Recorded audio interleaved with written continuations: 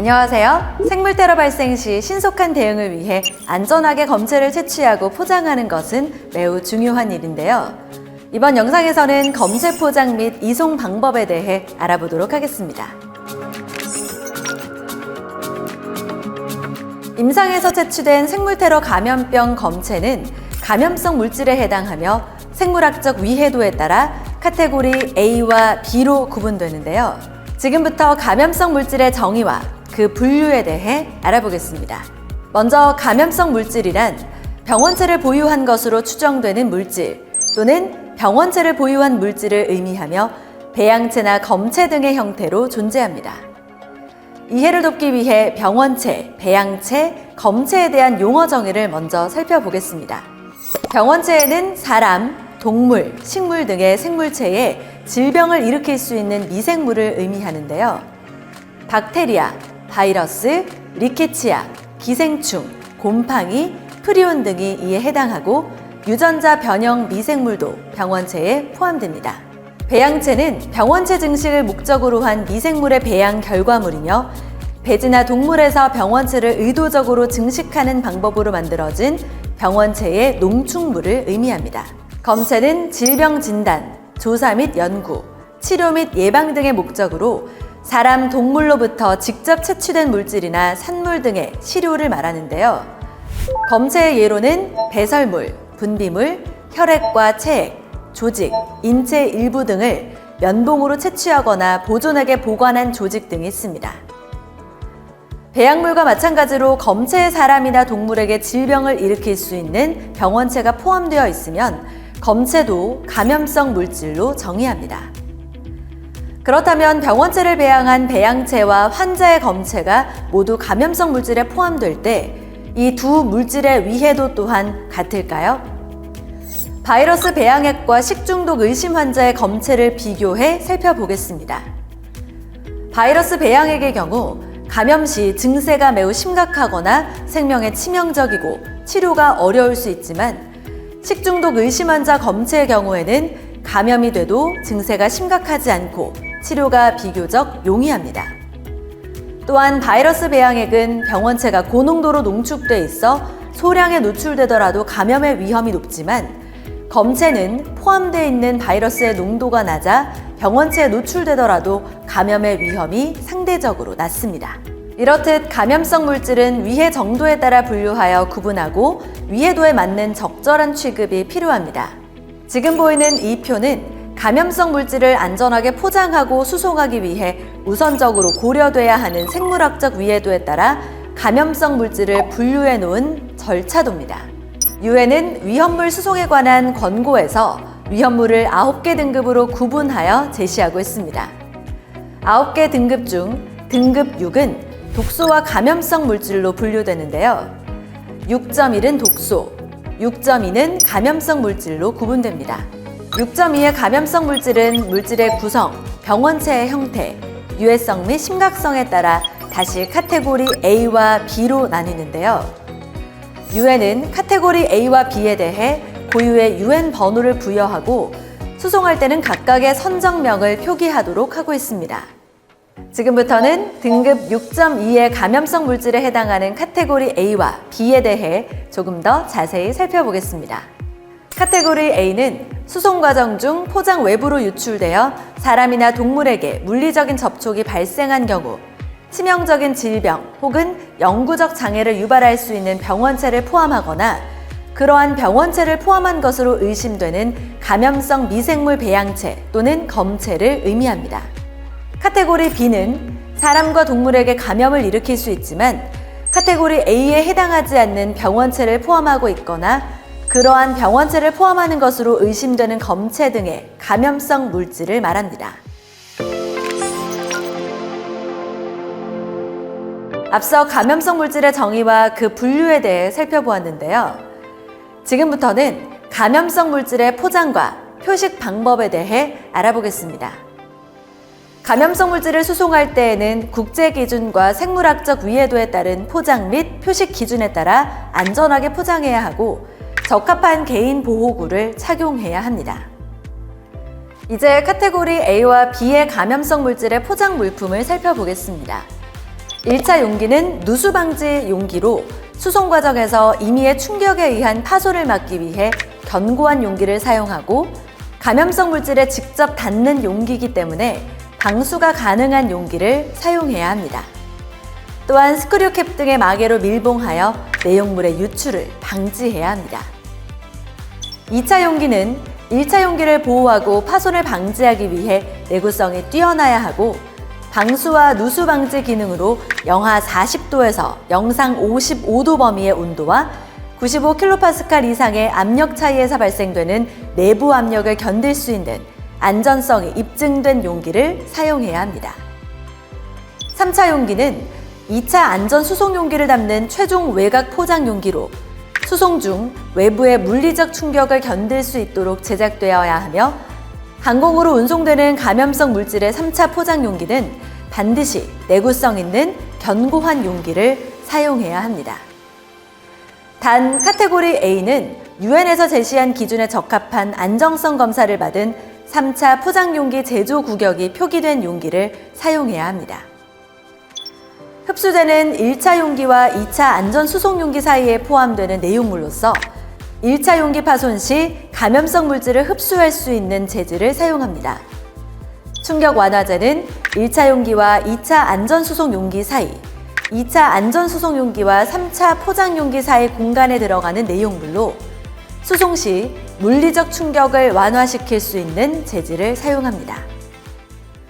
그럼 지금부터 감염성 물질 포장 방법에 대해 알아보겠습니다. 감염성 물질은 유엔 위험물 소송에 관한 권고의 포장 기준에서 제시하는 포장 기준과 생물학적 위해도에 따른 포장 및 표식 기준에 따라 안전하게 3중으로 포장합니다. 또한 최종 외곽 포장 용기에 직접 연락 가능한 번호를 기입하여 유사시 연락이 가능하도록 해야 합니다. 그럼 먼저 카테고리 A 감염성 물질 포장 방법에 대하여 알아보겠습니다. 카테고리 A 감염성 물질 포장 방법은 유엔 포장 기준 P620에 따라 안전하게 3중으로 포장해야 하는데요. 카테고리 A 감염성 물질은 3중으로 포장하고 포장 외곽에는 보내는 사람과 받는 사람의 이름, 주소, 연락처를 기록합니다. 또한 응급 상황에 대비하여 24시간 연락이 가능한 책임자 이름과 연락처도 함께 기록하고 감염성 물질 마크인 생물학적 위해 표식과 방향 표식을 부착합니다. 다음은 카테고리 B 감염성 물질의 포장 방법에 대해 알아보겠습니다. 카테고리 B 감염성 물질의 포장 방법은 유엔 포장 기준 P650을 따라 안전하게 3중으로 포장해야 합니다. 유엔 3373을 기록한 감염성 물질 표식은 3차 포장 용기 외부에 부착합니다. 항공 수송의 경우 마름모 한 변의 길이가 50mm 이상이 되도록 합니다. 다음으로 카테고리 A와 B의 포장 방법에 대해 살펴보겠습니다. 감염성 물질을 방수 및 누수 방지가 되는 유리, 금속, 플라스틱 재질의 1차 용기에 넣습니다.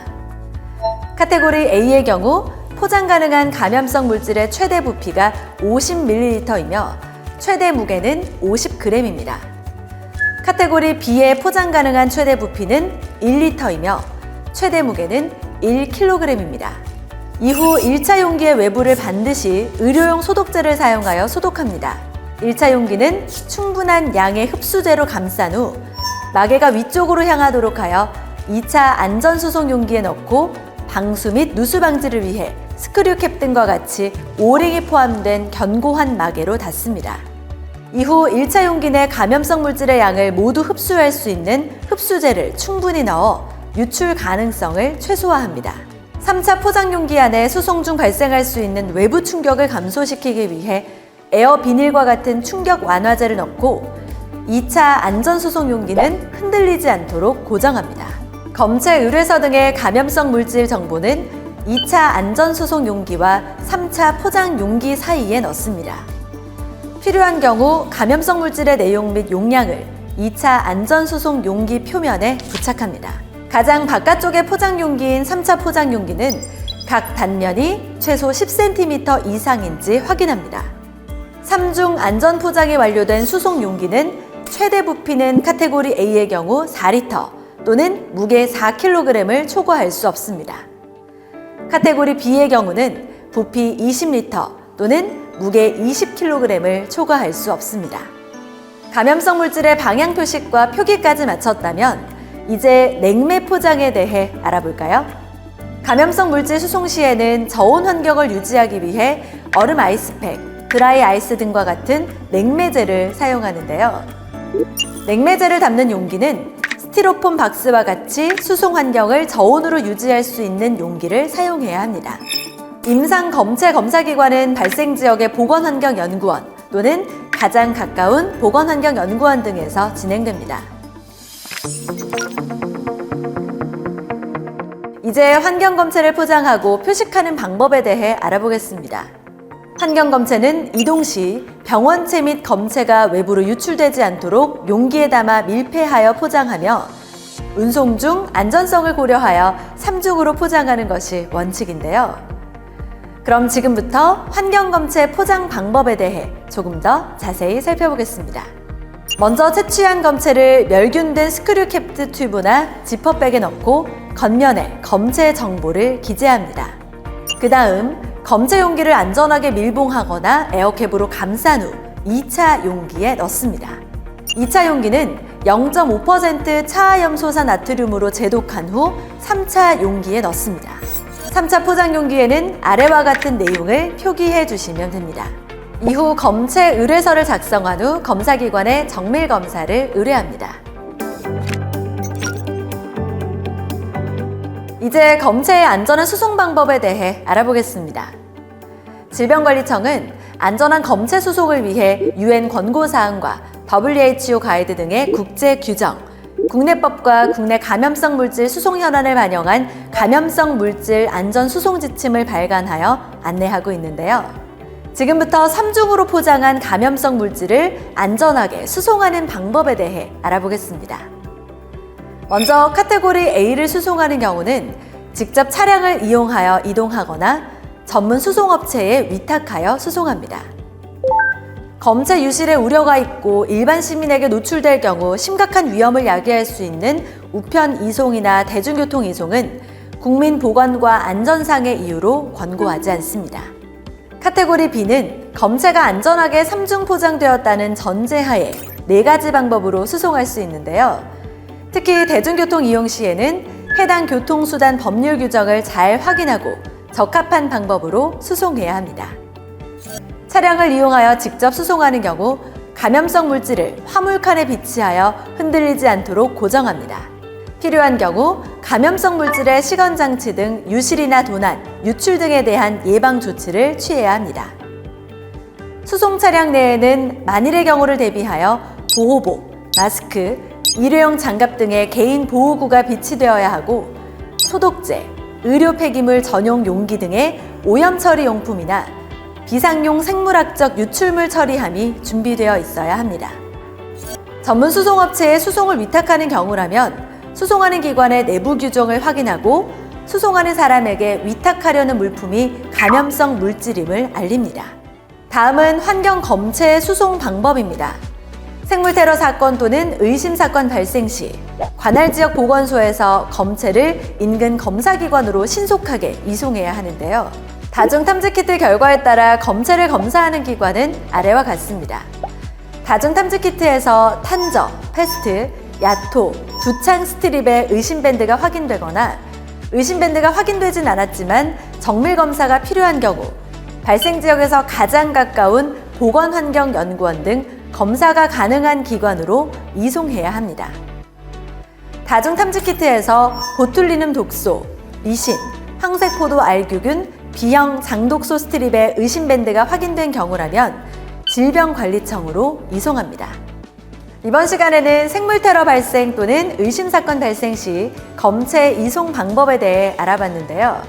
이 영상을 시청하신 여러분 모두 유사시 보다 정확하고 신속한 대응을 위해 검체 이송 방법을 잘 숙지하셔서 국가와 국민의 안전을 지키는 데 앞장서 주시기 바랍니다.